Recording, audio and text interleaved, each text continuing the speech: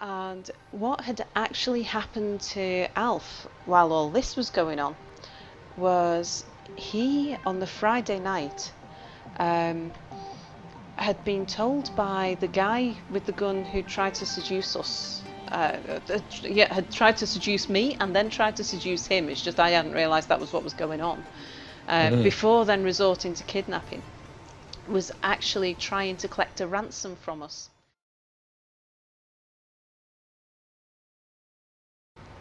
His hostage taker um,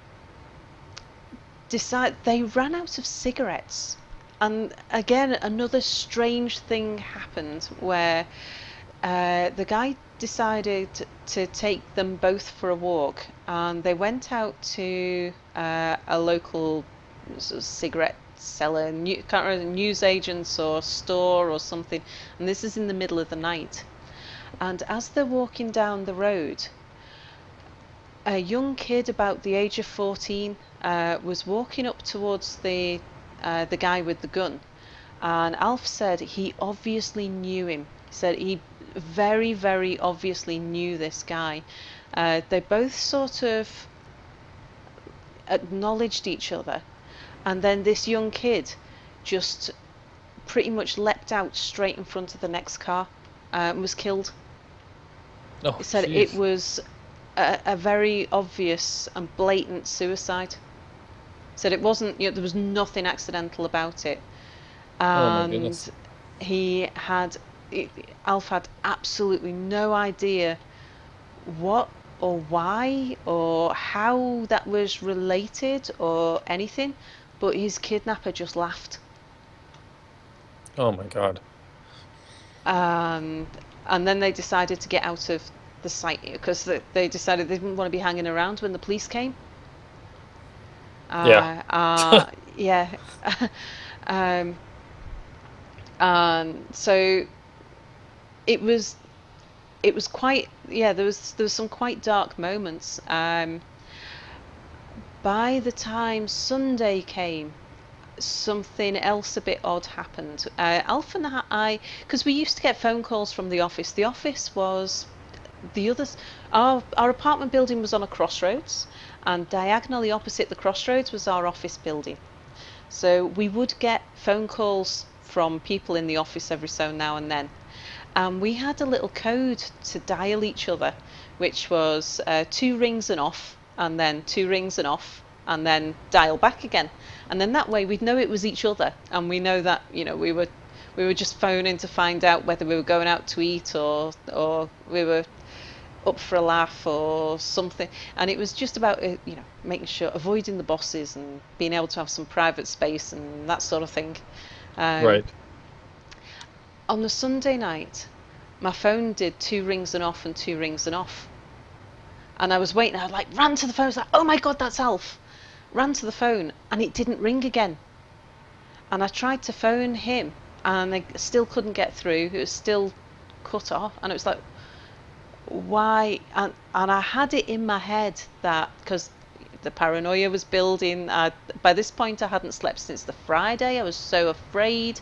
I knew nothing about the drugs deal. I didn't know whether he was safe, or I'd heard from him once on the Saturday morning, but I didn't know what was going on, and I took that to be some sort of an alarm call, and something inside my head switched, and it was an experience which stuck with me for some time. It was quite traumatic, took a while to get rid of. Um, it I because I had this image that if I went up to his apartment, I was going to find him dead in a pool of blood, and it just felt like this was the sign I've been waiting for, that now was the time to go and do something. So I took um, the best weapon I could find, which I knew how to use, and I it was like I stopped being quite human. I started thinking in angles and trajectories and stances and positions, and I was plotting in vectors and speeds, and it was so robotic, but I knew exactly how I was gonna go and kill the captor. And Huh. so I climbed out of the fire escape because there's someone outside my front door. Climbed out the fire escape, shinnied up the outside of the building to Alfonso's apartment, climbed into the lobby outside his apartment, and rang his doorbell. And I stood, I had sort of the exact calculation and everything. I wasn't like I was human, it was robotic. I just exactly the right place to stand for the length of my arm, for the angle I was going to have to swing at, and I knew I had one strike to kill this guy, and that if I didn't do it in one strike, then we were both dead. But if I could kill him with one strike, then at least I would get away, and if I could rescue Alf, then maybe we'd both get away. If he wasn't already dead, then one of us was going to die in the attempt to, yeah, someone was going to end up dead at the end of it. I was pretty damn sure of that. Uh, and so I rung the doorbell, and I heard the footsteps, and I sort of charged up, ready for, sort of got my position ready to strike, and the door opened, and it was Alf. And for a moment, I had to recalculate all of my movements because I was expecting to kill somebody, and this was not the person I was planning on killing. And Alf said it was the most frightening thing he had ever seen was my face at that moment. Um, and it haunted him for a little while because he didn't recognise me because he said I looked so different. Um, it was the scariest part of the whole kidnapping was that point where he said he looked at me and he saw I was going to kill. Yeah. Um, and he anyway, seeing that he was okay and sort of regaining, because it wasn't a madness, it wasn't like that rage that takes over. It was so cold, so calculating, and so anyway, he told me that things were under control and that he was going to be said just get out of sight quickly. And that he would be in touch the next day, Monday. We'd go back to the office. It would be everything was going to be okay. Don't worry, it was under control. He just needed me to hide. And I was like, but the phone call. And he said it wasn't me. I didn't make a phone call. Huh. So anyway, I climbed back down the fire escape.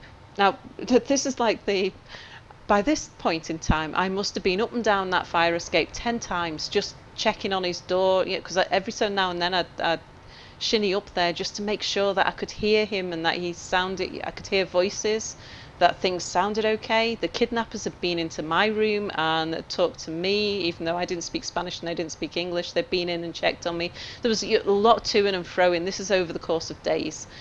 So Monday morning comes, and at this point I'm thinking I'm going to get my relief, that I'm going to find out what's going on, that we're going to get to go to the office, and I'll get to see that Alf's safe. And I got a phone call from Alf saying things are not sorted. What they need me to do is to phone up the office and make an excuse as to why neither of us can go. We both need to be out of the office today.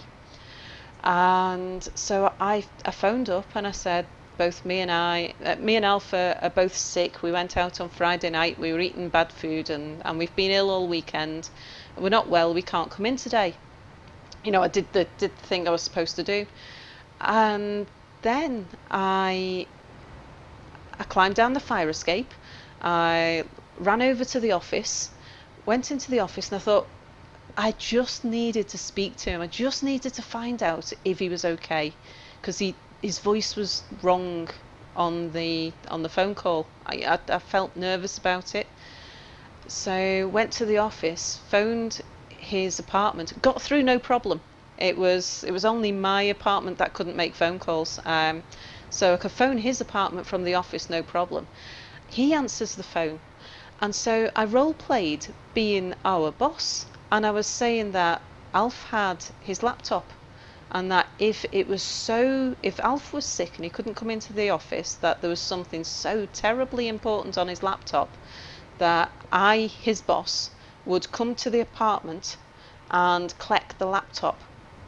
I didn't know what I was going to do with that, but I just ran with this story. I thought I can get somebody to go to Alf's apartment and just make sure things are okay. And then Alf said to me, he says, "Hang on, just 1 minute," and he went and I could hear him mumbling, and what he was doing was he was repeating my story to the kidnapper. And the kidnapper, who by this point was fairly convinced that Alf was going to become a drugs donkey, and that all the arrangements were being made that day to sort out, the equivalent of a contract. The agreements were all being sorted out, and the monies were going to be transacted, and the first deal was going to be struck up. And that was why we couldn't go into the office, was because we were being inducted that day into the drugs business. And so Alf saw this as a way to get away, and so he told the guy, the last thing we want is for the boss to come to the apartment and find you here. He says, let me just pop over to the office and I'll go and drop off my laptop and then we'll be fine. So he convinced this guy to leave him alone for a couple of hours while he just went over to the office, dropped off his laptop, sort of had a shower, cleaned up, and then later on that evening we'd all meet up and we'd actually go to a drugs mule party, which was being held that night. So, Jeez. So the moment, so Alf said, wait there in the office. I'm coming to you with my laptop. I'll be there in 15 minutes. 15 minutes later, he turns up and the paranoia was real. The way that he was like looking over his shoulder and checking, he was like, "Can you see a white car? Can you see a white car? Oh, we're being followed by a white car. We need to get out of here. We can't talk in the office. We can't talk here. We need to go." So we went to a little cafe where we felt safe, and he told me what was going on, and he said, "We are in so much danger right now." He says, "We need to leave the country and we need to leave right now." And this is before he'd sort of told me about the drugs thing. It was like, but I knew we were in danger. It was like I'd known this through my very bones. I knew we were in mortal danger. So when he said we need to leave the country, I was like, "Yep, fine, let's go." So Wow. we had to go back to our apartments to go and get passports and stuff because we'd left them there, and luggage and things. And we went to the bank and we withdrew all of our expenses cash that we had out there, and we went on the run. And I'm going to guess we must be near the end of the episode. So if we are, I'll tell you about being on the run the next time. We're actually way past that. We're gonna just have to split this one up into two later. So just keep going until we're done too. Okay. So the most bizarre thing, and this is, I would advise anybody against going on the run from a kidnapper with a gay guy. Because as we went back to our apartments, and it was like, right, we just need to pack some essentials. We need to leave in a controlled manner so that the receptionists don't think there's anything odd, so that no one gets word, but we need as much, because I don't know, I took over at that point. It was like I was the one with I knew about being hunted. I was saying about how my whole childhood I'd been practicing for one day I would be hunted. I Nice. had imaginary enemies as a child, and I'd always always sort of had nightmares about being hunted, and I knew how to escape and all that sort of, so all these skills sort of came to the fore. And I took over, and I was saying we have to leave our apartments. We have to go back there, pack some suitcases. We'll tell them that our trip to Brazil, which was supposed to be starting the next week, was starting a little bit early. Say my rent was due. I said, so we'll go and pay the rent. We'll make sure that they don't think there's anything suspicious. Um, We'll pay the rent. We'll tell them to book us a taxi to the airport. We're on our way to Brazil because the conference is starting a little bit early. We need to get over there to do some work. We'll get out. We need to get to the airport as fast as we can before the last plane to Brazil leaves. And we need the money, we need the passports, we need the plane tickets, and all the rest of it. And so I packed my stuff. Within 5 minutes, I had a bag packed and ready to go, and I went up to Alf's apartment, and he's there ironing his shirts. And I was like, "What are you doing, you madman? We've got to get out of here." And he was ironing his shirts and folding them. And he said to me, he said, "Well, what happens if we're searched?" I said, "I don't care, just stuff them in your bag." He said, look, leave them behind, it doesn't matter. He says, "I can't travel without clean clothes." I said, "Just put them in your fucking bag." He's like, and he's going, "Sal, I'm gay, I don't travel with crushed clothes." What? It's like, just fucking out.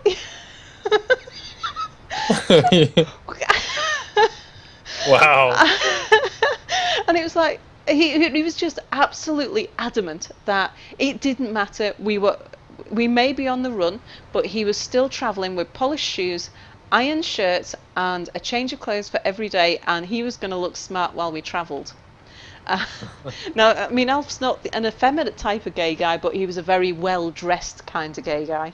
And he was not letting that, some standards do not slip under any circumstances whatsoever. And this was one of those circumstances under which his standards did not slip. And I was going crazy. I was like pacing his apartment. Oh, and he was like, "Make yourself a coffee, calm down." It's like, "Oh, just get out of here." Jeez. Yeah. Well, I think I'd be panicking too. Anyway, we Cool did. customer. Ah, um, so he was more confident that nobody would come looking for us for a couple of hours than I was, of course. So he had reason to be more cool than me, but as far as I was concerned, we needed the longest head start we could possibly get. Yeah. Oh yeah. Yeah. I'd be on the same page. Yeah. And so we did. We got a taxi. Told them we wanted to go to the airport. We wanted the airline that was gonna take us to Brazil. But we asked the taxi driver to drop us off at a particular mall part way, and said that we just needed to pick up some shopping. So that didn't look suspicious. And then at the shopping mall, we changed taxis and got on a different taxi and told that taxi driver to take us to, I can't remember the name of a resort, because I was saying to Alf, we need to go somewhere else. We can't go to the airport. Because for one thing, by this point I realised that there were no outward bound planes at this point. We had missed the last plane to Brazil, and there were no outward bound planes to anywhere safe. We were only likely to get ourselves worse, like deeper into South America, and we needed to be heading to Europe. We had plane tickets to Amsterdam that we wanted to. We were going to see if we could just get the date changed on the plane tickets, but there was no planes to Amsterdam leaving for the rest of the day. So we did a couple of taxi swaps so that we would be harder to trace. And um, Alf told me that there was certain indications as to which hotel would be safest for us to stay in, and so we checked into a five-star hotel next to a beach in a tourist resort, which was sort of an hour's drive away, sort of just past the airport, and under false names. It was like we booked in under the equivalent of Mr. and Mrs. John Smith. Um, we went to the airport, and Alf bribed the airport into changing our tickets in such a way that we wouldn't appear on the passenger lists. And Oh, jeez. what he told the airport was that we were having an affair, and that Jeez. the work that we'd been sent out to Venezuela had been done, and that what we wanted to do was to sneak off and have some private time together without either our bosses or our spouses finding out. And Jeez. how much would it cost for us to be put on the next plane out of there with the plane tickets that we had, which were for some date 3 months off in the future? And it didn't cost a right lot of money. It was only something like, I think it was $70 each, 70 US dollars each, to have our plane tickets modified, which involved them writing a new date with a pencil on the plane ticket. Uh, Wow. and We are getting close to the end here, though, so yeah, so we hid out um, in a hotel next to the beach. I sent an email to our bosses on a private VPN. The bosses in the UK saying, really sorry, but we're in dreadful danger. Do not send the police. Yeah, because I knew they'd see we were missing. yeah. Do not call the police. Do not contact anybody. We're on the run. We're safe. Just give us our space. Um, Jeez. Left it and just addressed it to the HR director.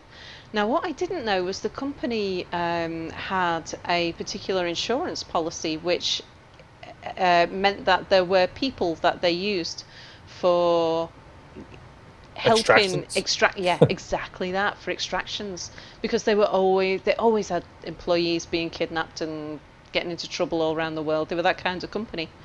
And they sent they contacted the extraction people, and the extraction people said, leave it 48 hours. If you still haven't heard from them, we'll go and get them.